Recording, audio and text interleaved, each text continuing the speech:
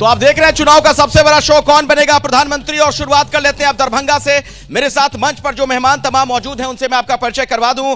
जीवेश मिश्रा जी को आप देख पा रहे हैं, इस वक्त बीजेपी के आप सिटिंग एमएलए हैं और बिहार सरकार में मंत्री भी रह चुके हैं, बहुत बहुत स्वागत है आपका। राकेश नायक जी आरजेडी से हमारे साथ मौजूद हैं, बहुत बहुत स्वागत आपका भी। मदन सहनी जी हमारे साथ हैं, आप जेडीयू से एमएलए हैं, सरकार में मंत्री भी रह चुके हैं, आपका भी बहुत बहुत स्वागत है। मोहम्मद असलम कांग्रेस के नेता हमारे साथ मौजूद हैं, स्वागत है आपका। और एआईएमआईएम से मोहम्मद कलाम भी हमारे साथ यहां पर मौजूद हैं, आपका भी बहुत बहुत स्वागत। लेकिन दर्शकों से मैं एक जानकारी साझा करना चाहूंगा चर्चा से पहले कि आदि शंकराचार्य का भी आज जिक्र किया था प्रधानमंत्री मोदी ने जब श्रीनगर में मंच से अपना वो संबोधन दे रहे थे। ऐसे में मुझे लगता है कि एक अगर कुछ छोटा सा आप उस पर सुनाना चाहें, कोई स्रोत होगा, स्रोत।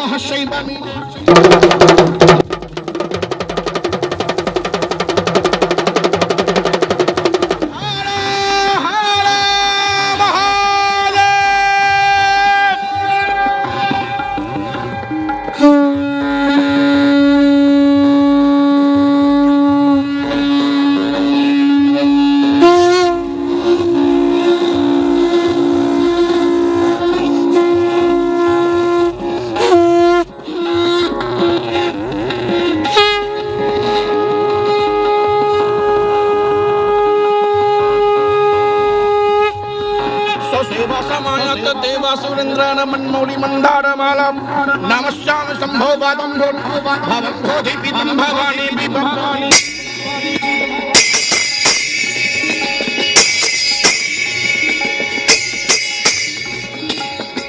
अघंटे का गंगा दंडे भुजं जात प्राण का पांगा दबाले अमरो सतत आधवाले अघंटे का मंडल अघंटे का गंगा दंडे भुजं जात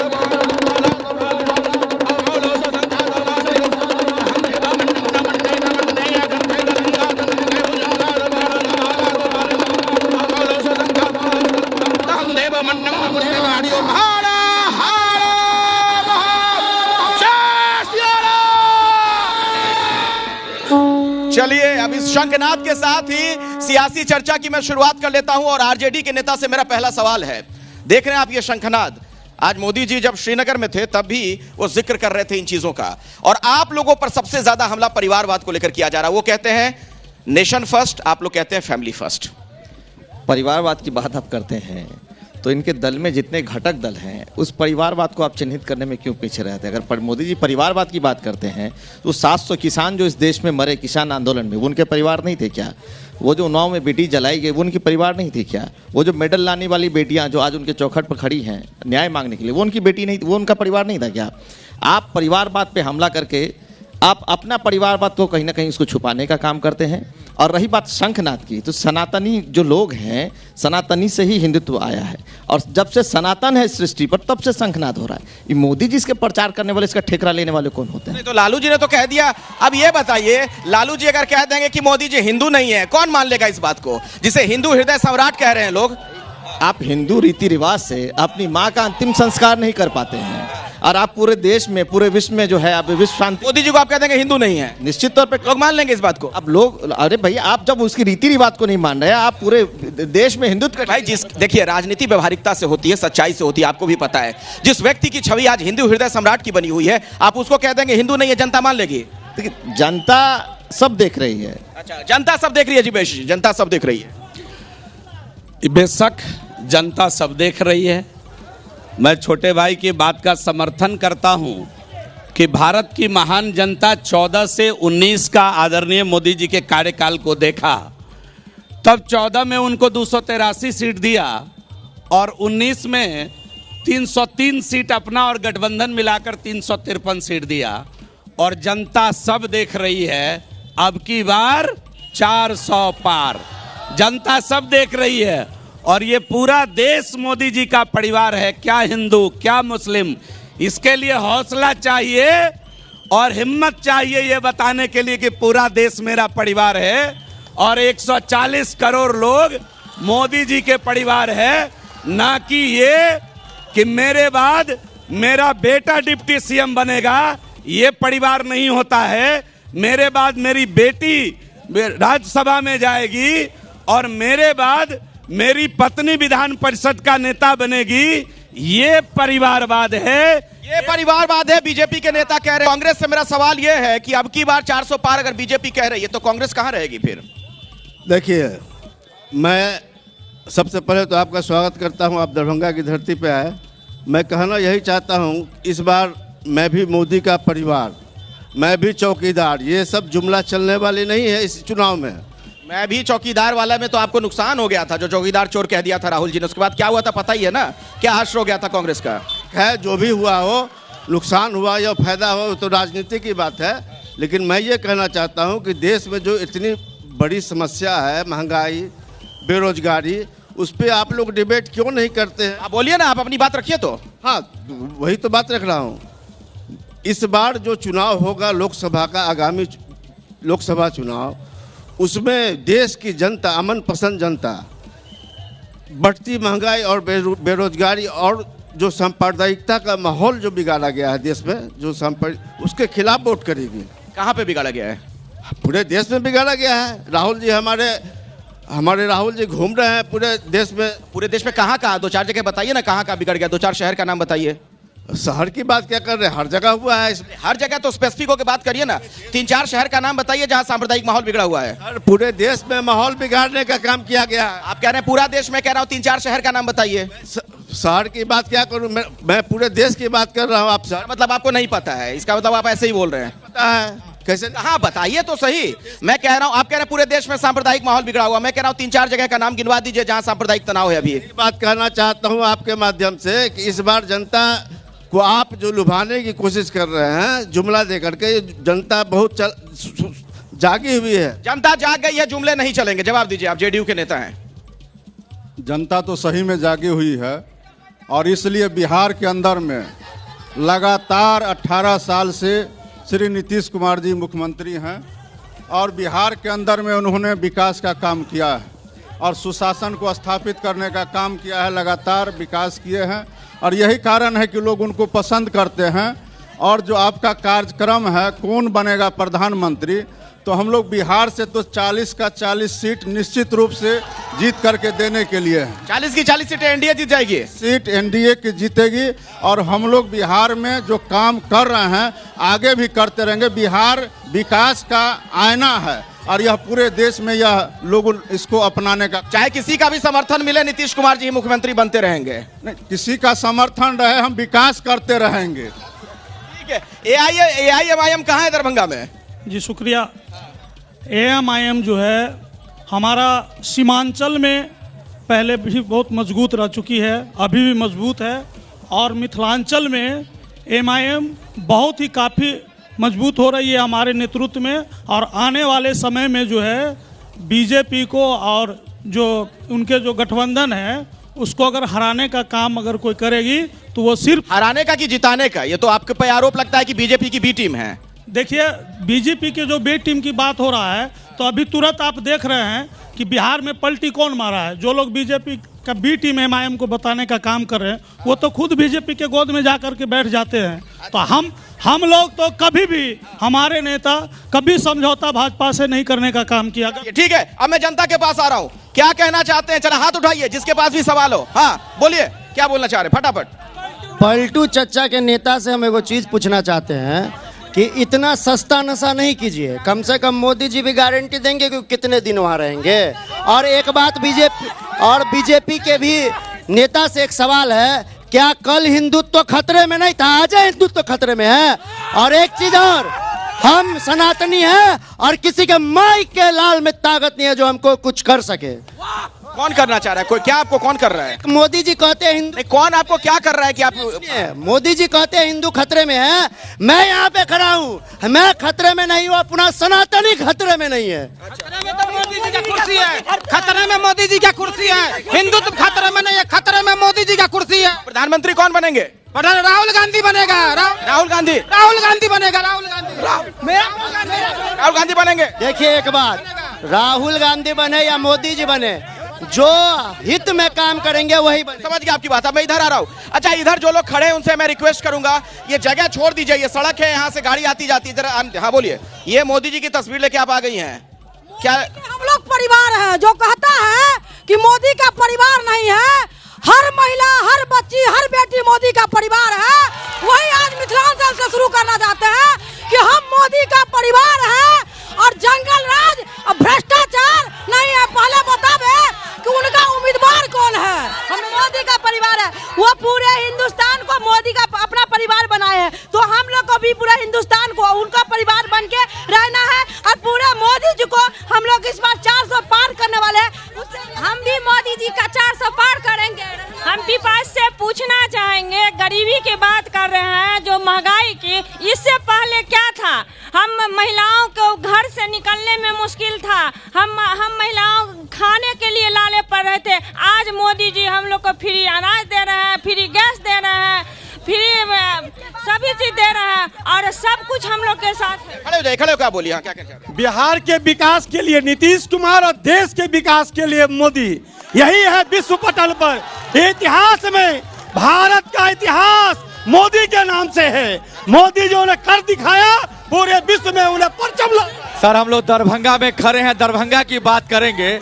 दरभंगा में राजद के पास पिछले बार जो प्रत्याशी थे वो बिहार के सबसे कद्दावर नेता अब्दुल बारी सिद्दीकी जी एक आम किसान पुत्र गोपाल जी ठाकुर से 3.25 लाख वोट से हारे हैं और एक ही कार्यकाल में विधायक चुनाव भी हारे हैं। और स्थिति इतनी नारकीय है कि हमारे 2 मंत्री पैनलिस्ट हैं, उनके पास बोलने के लिए एक पूर्व विधायक भी नहीं है। और कौन से आस में, कौन से उम्मीद में वॉक ओवर देने के लिए राजद तैयार है? आरजेडी वॉक ओवर दे रही है।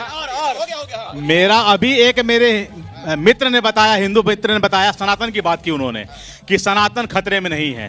तो वो मुझे बता दें कि वो जो देश के प्रधानमंत्री बनने का जिनका नाम लिया उन्होंने, राहुल गांधी का जो देश के प्रधानमंत्री बनने का जो नाम लिया है, आप मुझे बना दीजिए फिरोज खान का पोता जो है वो भारत का प्रधानमंत्री बनेगा, वो भारत का नेतृत्व करेगा, जिसको खुद पता नहीं है वो हिंदू सनातनी है कि वो मुसलमान सनातनी है। और वो हमारी आपकी बात हो गई, कुछ कहना चाह रही हैं आप? मेरा क्वेश्चन आरजेडी, जेडीयू और बीजेपी के सारे नेता से है। बिहार आज तक आज़ादी के बाद से लेबर जोन क्यों बना हुआ है? क्या सिर्फ गुजरात में ही, क्या सिर्फ गुजरात को ही अधिकार है किसी भी योजना का शुरुआत करने के लिए? मोदी जी तो पूरे देश के प्रधानमंत्री हैं। आज तक मोदी जी 10 मिनट का मीटिंग रखे हैं क्या बिहार को पलायन को लेके, बिहार में बेरोजगारी को लेके, बिहार में अशिक्षा दूर करने को लेके? नहीं। मुझे मैं इसका जवाब आप सभी से लेना चाहूंगा, क्योंकि बिहार में बारी बारी से सबने राज किया है। आरजेडी का लंबे वक्त तक शासन रहा, उसके बाद से जेडीयू का, बीजेपी का, सबका शासन रहा है। बिहार की अगर ये स्थिति है तो उसके लिए सभी जिम्मेदार है। जवाब दीजिए। मेरी बहन को मालूम नहीं है कि मोदी जी ने इस पर, अब उधर सुन रही, इधर सुनेंगी तो उनको पता चलेगा। मेरी छोटी बहन को ये बात मालूम नहीं है कि मोदी जी ने बिहार से पलायन दूर हो इसके लिए कितना एक्सरसाइज किया है। अभी हाल फिलहाल में ही केवल सासाराम में 18,100 करोड़ की योजना का शुभारंभ उन्होंने किया।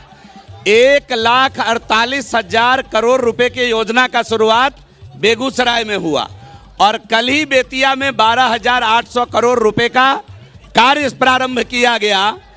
पिछले 3 वर्षों में 4.5 लाख लोग जो बिहार के अंदर रजिस्टर्ड हुए हैं, केवल माने ईपीएफओ इंडेक्स के ऊपर बिहार के अंदर जबरदस्त रोजगार सृजन हो रहा है। मेरी बहन को मालूम नहीं है, जरा ईपीएफओ इंडेक्स को पढ़ेंगी तो। आप जीवेश जी ईपीएफओ इंडेक्स की बात कर रहे हैं और मैं आता हूं, लेकिन आरजेडी पर आरोप यह लगता रहा कि आपके जमाने में सबसे अधिक पलायन हुआ। लालू जी के जमाने में सबसे अधिक युवा यहां से बिहार छोड़कर गए नौकरी की तलाश में देश के अलग अलग हिस्सों में। लालू जी के लाल ने पूर्व से जो आप ये विषय और मुद्दा बना रहे हैं, वो 17 साल के 17 महीनों का जो राज साल है वो कहीं ना कहीं उस पर काली पोतने का काम किया है। और आप बात करते हैं देश की, आप बात कर रहे हैं ये मंच सजा आज प्रधानमंत्री कौन बनेगा, तो जहां यूएस $28 ट्रिलियन की इनकी इकोनॉमी है, चीन की 18 ट्रिलियन डॉलर की उनकी इकोनॉमी है, हम 3.5 पर हैं और आने वाले 20 साल में हम बताते हैं कि हम डेवलप कंट्री हो जाएंगे। आखिर ये आंकड़ा कहां से लाते हैं और कैसे बनेंगे? अब आप कह रहे हैं कि आंकड़ों की बाजीगरी हो रही है, आप ये कह रहे हैं। जेडीयू से सवाल ये कि नीतीश कुमार लंबे वक्त से शासन में है, क्यों बिहार पिछड़ा राज्य है? का 2 प्रश्न था, एक तो पलायन क्यों कर रहा है और दूसरा सारे स्कीम का शुरुआत गुजरात से क्यों हो रहा है। तो उनको जानकारी के लिए हम लोग बताना चाहेंगे कि एक नहीं अनेकों ऐसे स्कीम है जिसकी शुरुआत बिहार से हुई है। अब बाद में दूसरे प्रदेश ने उसको अपनाने का, चाहे वह नल जल का योजना का शुरुआत हो, वह बिहार के अंदर में हुआ है और बिहार के अंदर में। अब इसका क्रेडिट नीतीश जी को आप दे रहे हैं, दूसरा किसको देंगे? जब शुरुआत यहाँ हुआ है कि बीजेपी वाले नाराज ना हो जाए इससे। नाराजगी का कोई बात नहीं है। कह रहे हैं गुजरात से पहले यहाँ पे नीतीश जी कर रहे हैं सब कुछ। एक योजना हम बता रहे हैं ना, अनेकों योजना है जो बिहार के अंदर में शुरुआत हुआ है, बाद में अन्य प्रदेश में अपनाए गए। और रही दूसरी बात पलायन का, तो रोजगार में भी सबसे ज्यादा नौकरी देने का हम लोगों ने काम किया और देश के अंदर में पहला राज्य बिहार है जहाँ एक साथ 2 लाख शिक्षकों को नियुक्ति वितरण किया गया है और 5 लाख से ज्यादा नौकरी हम लोग दे चुके हैं। जनता से इसका जवाब लेता हूं सर, मैं जनता से लेता हूं। बिहार में रोजगार की क्या स्थिति है? सभी को नौकरी मिल रही है? हाथ उठाइए अगर मिल रही है तो, हाथ उठाइए अगर नौकरी मिल रही है, और नहीं मिल रही है तो ऐसे जवाब दीजिए, हाथ ऐसे हिलाकर। बिहार में क्या नौकरी मिल रही है खूब? हाँ, क्या कहना चाहते हैं, बोलिए। बिहार में उनका सवाल था कि रोजगार नहीं मिल रहा है। अभी बीपीएससी के थ्रू 10 लाख से भी ज्यादा नौकरियां बांटी गई हैं और इससे पहले जब आरजेडी की सरकार थी जिसका उन्होंने बात किया, उसमें 4 बजे के बाद महिला घर से निकल नहीं पाती थी। अब वो जोर से बोल पा रही हैं, खुल के बोल पा रही हैं। क्या मतलब आरजेडी के जमाने में लॉ एंड ऑर्डर की स्थिति बहुत खराब थी, ये कहना चाह रही हैं? हाँ बोलिए। हम मंच पे जितने भी हैं उनसे तमाम से प्रश्न पूछना चाहते हैं। जो आप लोग खड़े हो जाइए जिसको अपनी बात रखनी हो। चीनी मिल कब खुलेगा? पेपर मिल कब खुलेगा? सूता मिल कब खुलेगा? क्या बिहार के जितने भी राजनीति पार्टी हैं, क्या वो मिथिला के साथ दुर्व्यवहार करने का काम किए हैं? मिथिला की धरती के साथ क्या दुर्व्यवहार होता रहा? उद्योग धंधे क्यों नहीं यहाँ पर आ रहे हैं? हाँ, क्या मणिपुर की महिलाएं भारत प्रधानमंत्री जी का परिवार नहीं है? मेरा पहला प्रश्न जो पहले हुए हैं। सबसे बड़ा प्रश्न, नॉर्थ ईस्ट अभी तक अनडेवलप क्यों है? इसकी बात करने के लिए कोई सामने आ रहा है? नहीं आ रहा है। आप 370 की बात करते हैं, 370 जो है राजा हरि सिंह ने 1927 में लगाया था और उसके बाद उन्होंने वहां से पलायन ना हो, वहां बाहर के लोग वहां ना आए, इसलिए वहां पे 370 लगाया गया था। अब बात यह है कि आप उसको राजनीतिक एजेंडा बना के उसके लाभ गिनाने लगे तो लाभ हो तो गया। कश्मीर में क्या नहीं लाभ हुआ? कश्मीर में कहां धमाका हो रहा है? कहां पे क्या स्थिति है? 370 के बाद कहा गया कि तिरंगा उठाने वाला नहीं रहेगा। आज प्रधानमंत्री मोदी श्रीनगर में थे, हर तरफ तिरंगा लहरा रहा था। पुलवामा अटैक हुआ, इसका जिम्मेदार कौन है? क्या बोलिए। मैं कांग्रेस के नेताओं से पूछना चाहता हूं कि मिथिला का विकास कांग्रेस के राज्य में हुआ था क्या? मिथिला का राज्य बीजेपी के राज्य में हुआ जब अटल बिहारी वाजपेयी ने मिथिला को अष्टम सूची में डाला। राजनीतिक चर्चाओं के बीच बहुत कम ऐसा मुमकिन हो पाता है कि आपको वेद की ऋचाएं सुनने को मिल जाएं, स्रोत सुनने को मिल जाएं, लेकिन चूंकि हम दरभंगा में हैं, मैंने कहा था आपको कार्यक्रम की शुरुआत में ही कि मिथिलांचल की हृदय स्थली है, तो एक बार फिर से इन्हीं ऋचाओं के साथ कार्यक्रम को शुरू करना चाहूंगा। अग्निशम इंद्रशम सरस्वती चम इंद्रशम पूखा चम इंद्रशम बृहस्पति चम इंद्रशम जग्गेन्द्रंदाम जग्गेन्द्रंदाम जग्गेन्द्रंदाम।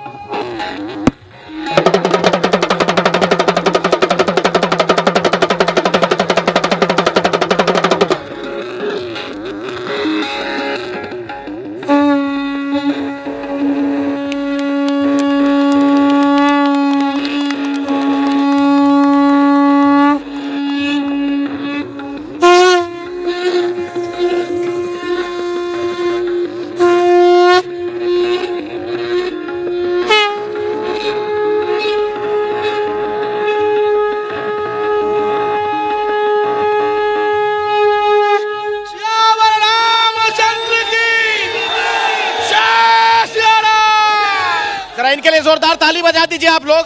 गायन और वादन दोनों अद्भुत। और अब मैं जनता जनार्दन के पास आ रहा हूं और सवाल के साथ शुरुआत करना चाहिए इस कार्यक्रम का। अब हमें क्या पूछना चाह रहे, सवाल पूछेगा, बातें नेता रखेंगे अपनी बात। हमारे प्रधानमंत्री जी युवाओं के दिल में बसते हैं, लेकिन अगर युवाओं के दिल में बसने के बाद भी दरभंगा के युवा को, किसी युवा को अगर दिल की बीमारी हो जाती है तो उसका इलाज कहां पे होगा? हमारे जो स्थानीय नेता बताएं हमें कि हर चीज का एक दिन होता है, लेकिन दरभंगा एम्स का दिन जो है वो कौन से नक्षत्र देखने के बाद आएगा? जीवेश जी पहले इसी का जवाब दीजिए, फिर मैं बाकी सवाल लेता हूं। दरभंगा एम्स का इंतजार होता ही चला जा रहा है। दरभंगा एम्स का मामला बिल्कुल क्लियर हो गया है। देश के यशस्वी स्वास्थ्य मंत्री जी ने स्पष्ट कर दिया है कि दरभंगा एम्स नए वाले जमीन पे शीघ्र बनाया जाएगा। उसके लिए नए तकनीक के साथ डिजाइनर भी नियुक्त कर दिया गया है। बहुत जल्द दरभंगा एम्स का डिजाइन आ जाएगा और उसी जगह पर दरभंगा एम्स बनेगी। हम विश्वास दिलाना चाहते हैं अपने सभी महान दर्शकों को कि ये मोदी की गारंटी है, और मोदी का गारंटी का मतलब है गारंटी पूरा होने की गारंटी। तो दरभंगा एम्स इसी 5 साल के अंदर बनकर रहेगा। ये बात मैं बड़ी जिम्मेदारी के साथ आपके चैनल पर कहना चाहता हूं। जीवेश जी ये यहाँ पर कमिटमेंट दे रहे हैं, लेकिन ये बताइए नीतीश जी इतने सालों से मुख्यमंत्री हैं, स्वास्थ्य सेवाएं इतनी लचर क्यों हैं? एम्स का इंतजार क्यों किया जाता है? यहाँ के सरकार के जो राज्य सरकार के अस्पताल हैं उनकी हालत इतनी दयनीय क्यों है? एक बात तो हम स्पष्ट रूप से कहना चाहेंगे, तो थोड़ा समय दे दीजिए आप। नहीं, स्वास्थ्य वाला आप जो बोले हैं स्वास्थ्य के क्षेत्र में, तो दरभंगा एम्स शोभन में चिन्हित है और दरभंगा एम्स वहीं पर बनेगा, ये हम आप लोग को आश्वस्त करते हैं। और जो आप ये कह रहे हैं कब बनेगा, चिन्हित तो है, बनेगा कब? बहुत जल्द बनेगा। और स्वास्थ्य के क्षेत्र में पूरे बिहार के अंदर में मात्र 2005 से पहले 6 मेडिकल कॉलेज अस्पताल थे, आज 13 संचालित हैं और 15 स्वीकृत किए गए हैं। और पटना के अंदर में 5462 बेड का विश्व का सबसे दूसरा बड़ा अस्पताल बन रहा है और उसका प्रथम चरण का उद्घाटन भी हो चुका। विश्व का दूसरा सबसे बड़ा अस्पताल बन रहा है। भाई आप लोग कह रहे हैं कुछ नहीं हुआ है। मैं एक बात पूछना चाहता हूं, यहाँ माननीय मंत्री महोदय हैं, मैं उनसे पूछना चाहता हूं कि प्रधानमंत्री जी ने तो घोषणा कर दिया था कि यहाँ एम्स बनकर तैयार है, तो इतना झूठ बोलने की प्रधानमंत्री को क्या जरूरत है?